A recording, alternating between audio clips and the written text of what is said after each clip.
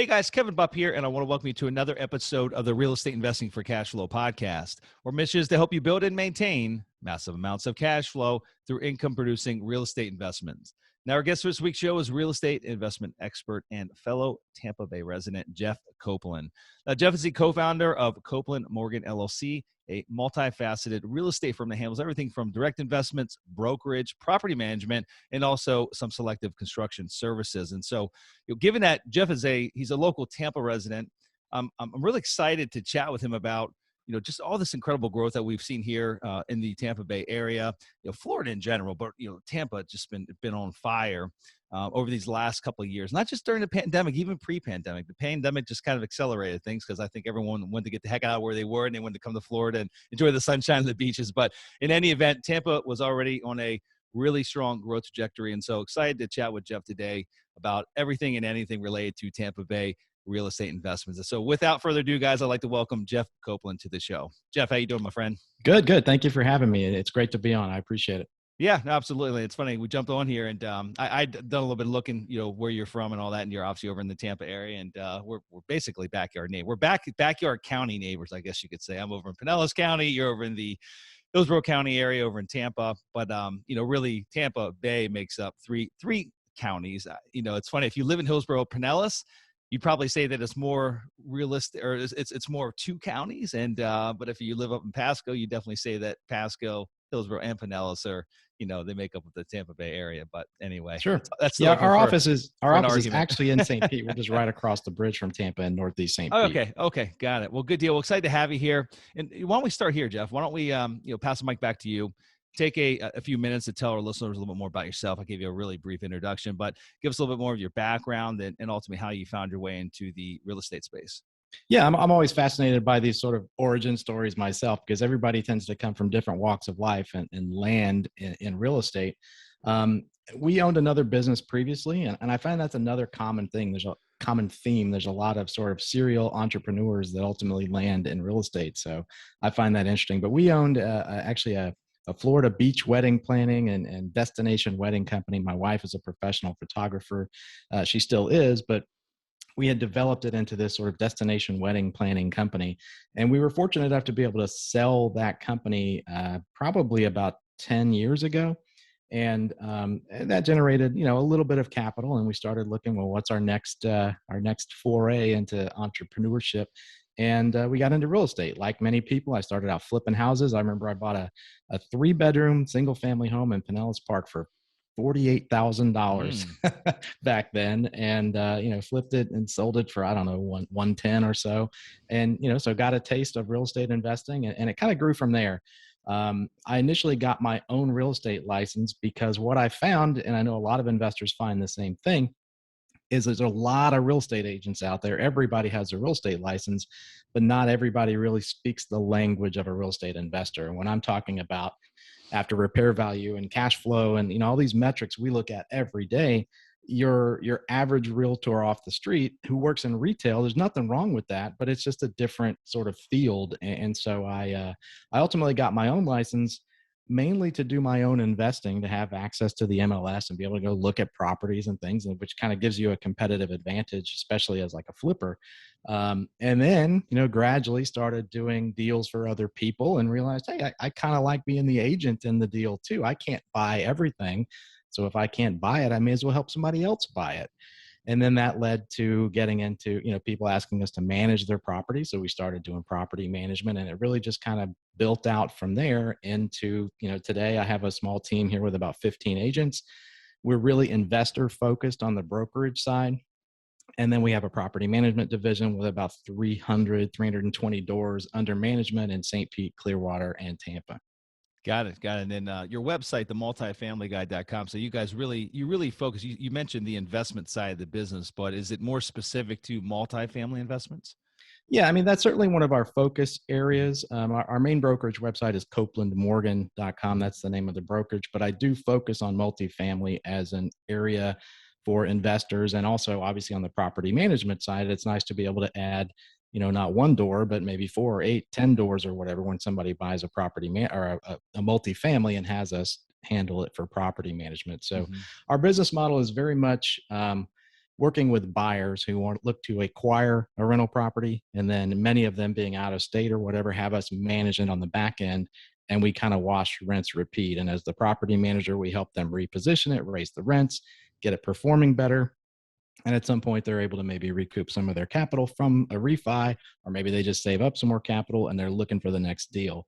And so most of our clients, don't just buy one property and then, hey, we'll see you in 10 years, like is pretty common on the retail side, but it's more of a repeat process and a long-term partnership for many of our clients. Yeah, no, that makes sense. And let's talk about Tampa Bay growth. As I'd mentioned, even prior to the pandemic, we were on a really strong growth trajectory for many different reasons, but it's gotten jet fuel over the past 2 years. And so maybe talk to me about it from your perspective as to, where the folks are, where are the folks coming from? Do we see any time in the near future where this slows down? I'd love to hear your thoughts, feedback as to, what you see over the next couple of years.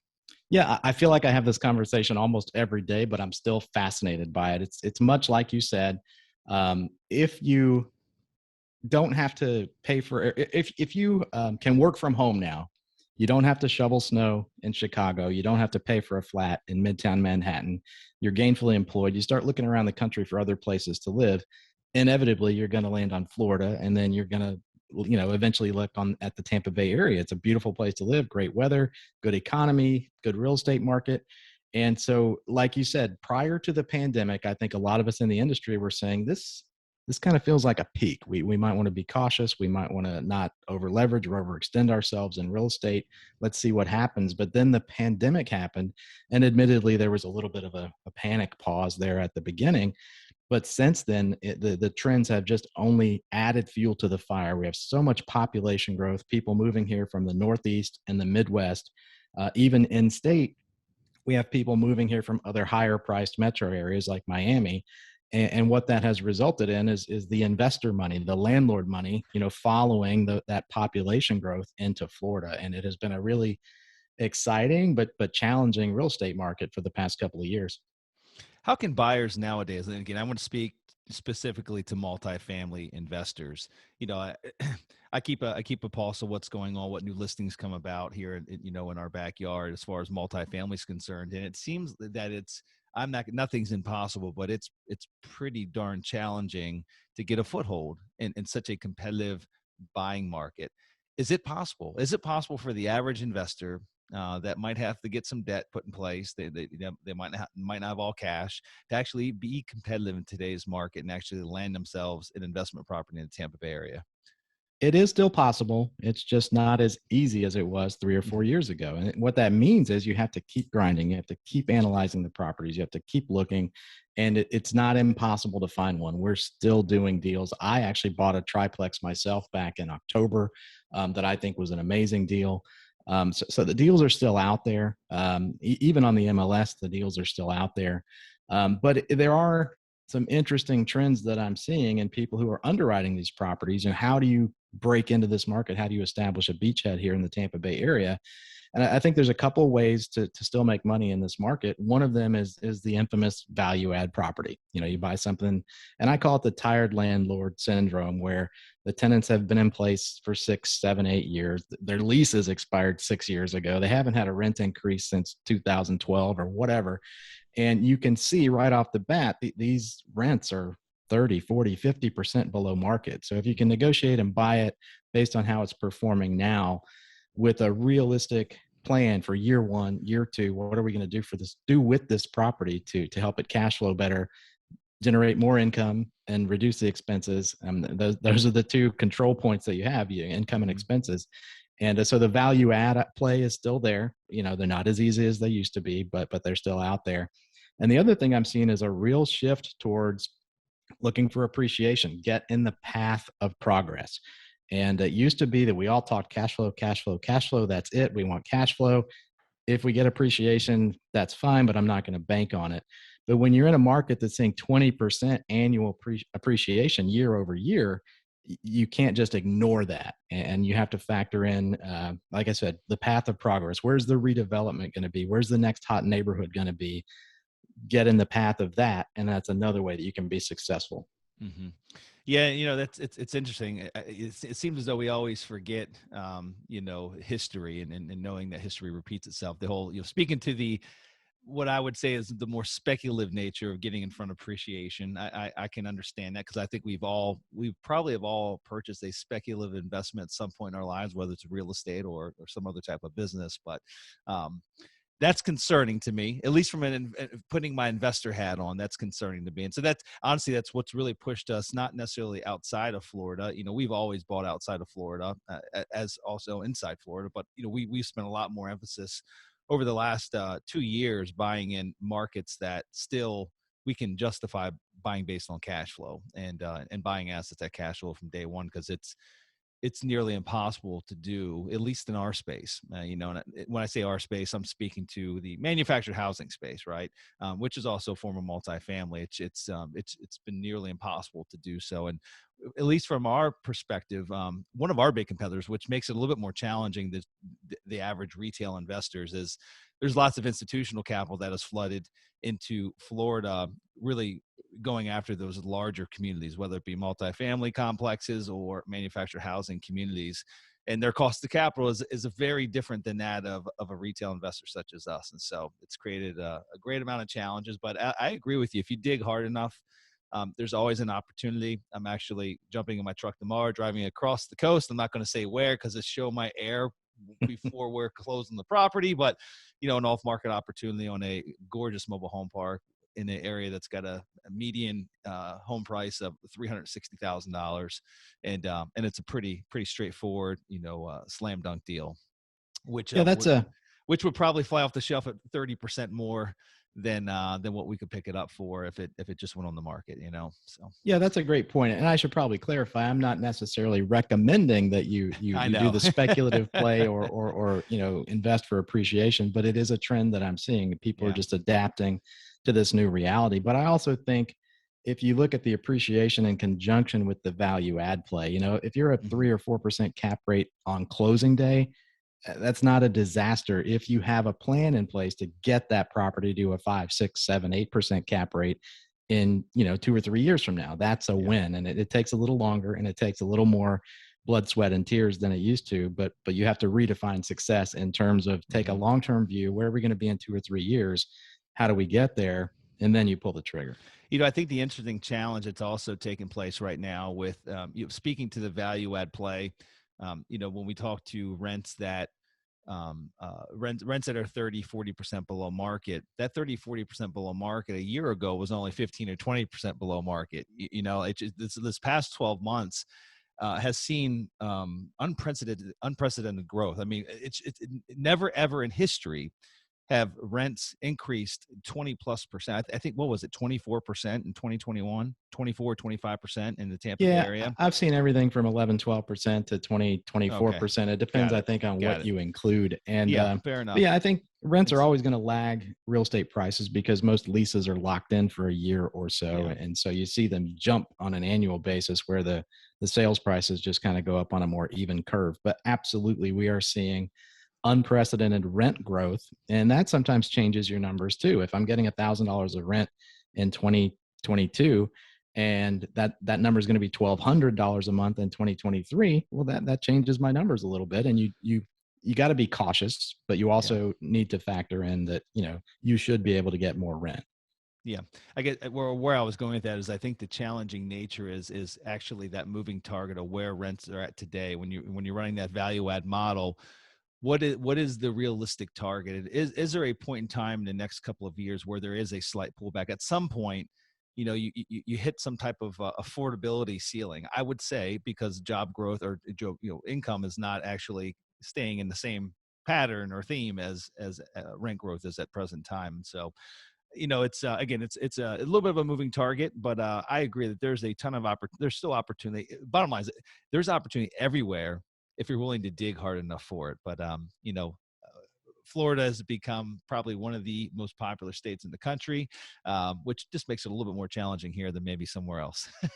Yeah, absolutely. It has Yeah. definitely been challenging. That's a Yeah. good word. So And I love your point about hitting that sort of affordability ceiling, because one of the things we don't have for the most part in the Tampa Bay market is the high wage jobs. We don't have the Silicon Mhm. Valley in our backyard where, where you've got these high salaries. We're still a service-based economy, a tourism-based economy, a healthcare-based economy, but none of those people are making huge, Yeah. huge money. And so it does put pressure on rent prices, and it's tough to find that sweet spot. So, what are some of the, I guess, have you seen investors that might, historically not been open minded to investments outside of housing, meaning like apartments or single family house investments?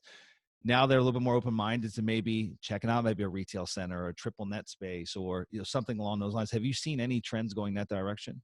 Yeah, absolutely. And that's one of the reasons I'm so interested in what you guys have going on at Sunrise Capital is with the inventory being what it is, competition being what it is. This is a challenging real estate market for single family, multifamily, your traditional rental property.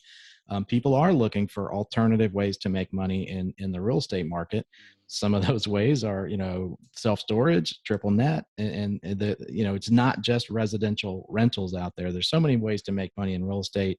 I had somebody on my podcast recently talking about real estate investment trusts, and that's a great Mhm. place to park some money. If you can't find anything to buy, at least you capture some of those gains of the real estate market. So, yeah, I'm really interested in the alternatives that you guys provide to what we provide in the terms of single family and multifamily residential space.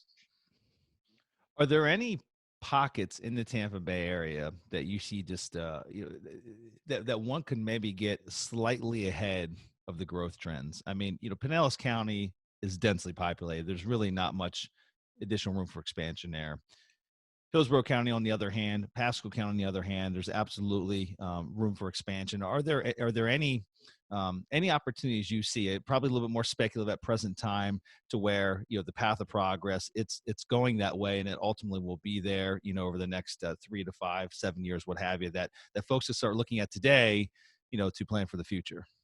Well, I've been in St. Pete since about 1996. Okay. And ever since then, people have been looking at South St. Petersburg and trying to find the secret sauce to redevelop it, enliven it, churn, yeah, what the right word is, but, put some equity and investment and redevelopment into South St. Pete. Hmm. That has been really slow to happen. It hasn't really taken root in as much as people had hoped, even in the long term, over 20 plus years. But I think one project that's looming that really could be, sort of the anchor that changes everything is the redevelopment of the Tropicana field site. That's also something we've been talking about and looking at and eyeing for years now, but it is moving forward. It is going to happen in the next 3 to 5 years. And I think the ensuing 3 to 5 years after that will be a really interesting time for that corridor between, say, 4th Street and 16th Street south of downtown St. Pete. And a lot of that is going to be predicated on the redevelopment of the Tropicana field site. Yeah, that's an exciting project. Many, many moons ago, back prior to the crash of '08, I had a number of homes, Section 8 homes I bought as a package down in South St. Pete. It was quite an interesting piece of my portfolio, to say the least. It's Sure. probably, Well, it's probably, I looked probably, probably into the it. part that gave me the most gray hairs of anything Yeah, that it I can be owned. challenging. I've managed a few properties down there, and Yeah. when I said that enlightenment or whatever you want to call it hasn't quite arrived in South St. Pete yet. It can be a challenging place to own and manage rental properties, and I've seen a lot of people just sort of banking land. I hit upon this idea of, hey, what if you just bought some vacant lots down in that corridor and see what happens over the next 5 to 10 years? But when I started looking them up, every one of them was owned by an LLC or some type of Yeah. investment firm, so they beat us to it. Well, I was going to ask you. I mean, how about the infill projects such as that? I mean, that's exactly what happened to Hyde Park in Tampa. When you talk about the north side of Howard Avenue, right? That was always the wrong side of the tracks. It just was. You didn't cross over Howard Avenue. It was a different world over there, and that's a very different story today. And there's just a litany of infill projects that are taking place over there on those what were always vacant lots. They had never had a home on them, or complete tear down of a shack or something along those lines. But I see. I mean, there is just a litany of vacant parcels in South Pinellas County in general. And has anyone actually? Have there been any developers that have really taken a hold of that space and started building these infill, whether they're single family or small multifamily projects? Yeah, I think one of the challenges in Pinellas County and St. Petersburg in particular is it tends to be one parcel at a time. And so a Yeah. lot of your big developers, they're not looking to do one single family home at a time. They want to do tract developments like you see out in Yep. eastern Hillsborough County, as you mentioned. So what we do have here is some sort of specialty developers. There's Domain Homes. There's another smaller one called Urban Domains, and they're really doing the more one lot, one home, custom build. And I am seeing those throughout South St. Pete and throughout other parts of town. But for better for worse, it tends to be one house at a time on one lot at a time. I've sold some land to Domain Homes, and I see their signs everywhere they can find dirt. They're building a house, and of course that house gets snapped up the minute it goes on the market. So it is happening. It's just not at a huge tract development scale like we see in Hillsborough County. So outside of real estate, Jeff, where, if anywhere, are you deploying your own funds? Anything outside of real estate that you're excited about? I'll be honest. I am primarily in real estate. I'm still a believer. I have a little bit of money in crypto. I have some money in stocks, but we have this argument in my house all the time because my 18-year-old son, he's a bit of a math whiz and a financial guru. He reads investment books for fun, and he's really big into stocks. I'm really big into real estate, and so we're constantly arguing over the merits of both. He hates crypto. I'll dabble a little bit in crypto, but I do see the risk there. But no, I'm heavy into real estate. I still think the outcome and overview or outlook for real estate is very positive in this area. But I also would never advise anybody to put all their eggs in one basket. You don't have to do one or the other. You should be doing both. Yeah, absolutely. I agree with you. And I'm same thing. I've got most of my money in real estate. It's a little bit in crypto, some in stocks, but the majority of it in real estate. But I'm a real estate guy, just like you. That's what I've done for the last 20 plus years. And so last question here before we look to wrap things up. It's a question I love to ask everyone on the show. And this is, I want you to put on your investor hat. And there's always that one deal that, you've been doing this for quite some time. And there's always that one deal that, was much more challenging than you originally anticipated, gave you extra gray hairs, sleepless nights, maybe you lost money on it, what have you. But it was just that when I start saying those words, what deal comes to mind for you? Tell us a little bit about that deal. What were the challenges associated with it? And ultimately, how did you make it through all the way to the end? Or did you make it through to the end? Yeah, I think I have a perfect example. I'm not an owner of this property, but I was the selling agent. I was the broker when my client bought it, and I also oversaw a lot of the construction work. I'll even give out the address if you want to look it out. It's 808 13th Street North. We call the building Uptown Flats in St. Petersburg. It's in historic Uptown near St. Anthony's Hospital. So my client, who was a long-term, business partner, client of mine, he owns over 100 doors, which I've helped him buy and I help him manage. So, he's a very close, business associate of mine. They bought this property. It's a 2-story, 8-unit, 1920s multifamily in historic Uptown. I believe they closed on it in January 2020. Mm-hmm. So what's coming next. Yep. The plan here was we had to get some tenants out. We had some homeless people. It was in bad shape. But then March 2020 happened. The city shut down. You could no longer get, permit applications and plan approval and things through the city. So what we thought was going to be maybe a 6-month sort of, quick turn, clean up, fix up, re-rent type project turned into a 2-year, gut job down to the studs, new electrical, new plumbing, new everything, type renovation project. And it involved an architect and multiple trades. It was just, it was a nightmare of a project to manage, especially during the pandemic, because it was such a challenge getting, permits and plans approved and everything that goes along with it, and building inspections, you name it. But we were very fortunate that even though it was, dramatically over budget and dramatically off schedule, we kind of rode that wave of the real estate market from 2020 to 2021. And the project wrapped up in about October of 21. It's fully rented now. Units that we thought we might be getting $995 a month for at completion, we got $1,595 a month for. Wow. Of course, it's done to a higher standard than maybe we originally planned, but really nice property that we were so worried during the course of all this that it was going to be a dud, a loss. It turned out to be a home run. Maybe because we just got lucky with the timing. But I think also there's something to be said for just go all in on your renovations, do it Yes. right, do high end stuff, and then you'll get high end tenants who are willing to pay a premium.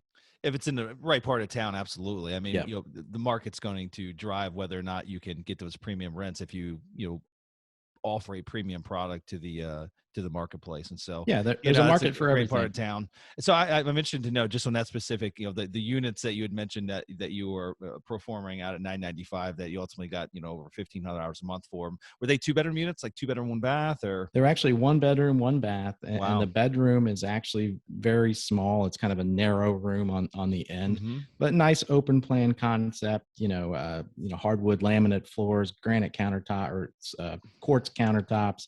Everything's done to a really nice standard. It's a very walkable area. It's in a great part of town, and it leased up within a month of us finishing the project. So there were a few units where we had to Mm-hmm. shuffle some things around, but yeah, it was a huge success, and it was a project that we were really worried for a good 18 months there that, oh my goodness, what have we gotten ourselves into. Do you have any of the rough numbers, the all-in cost, the acquisition, renovation cost, and then, what that might be worth today if you were to turn around and sell it? Yeah, these are very rough off the top of my Sure. head. I think they bought this place for 250, 300, somewhere in there. I don't remember the actual numbers. And they probably spent that much on it, maybe a Hmm. 400K renovation project. And they just obviously had it appraised at once the project was complete. And I think it appraised north of a million, about 1.1. So, Okay. Yeah. nice, chunk of equity there at the end, fully renovated, fully stabilized property. And gave them the opportunity to almost do that sort of Burr method where you refi at the end and you pull a lot of that capital back out that had been tied up for a couple of years. Yeah, that's exciting. That's a great deal. Good deal. Well, awesome. Well, Jeff, it's been a lot of fun having you here. Really appreciate you coming on the show. If you would tell our listeners a little bit more about where they can find you. I see you have a YouTube channel. You've obviously got your website, so feel free to plug any which website or location you'd like to share with the listeners. Hey, yeah, thank you. Our main sort of hub is copelandmorgan.com. Hmm. From there, you'll find our podcast, our YouTube channel, a little bit about our services and what we do, some information about our team.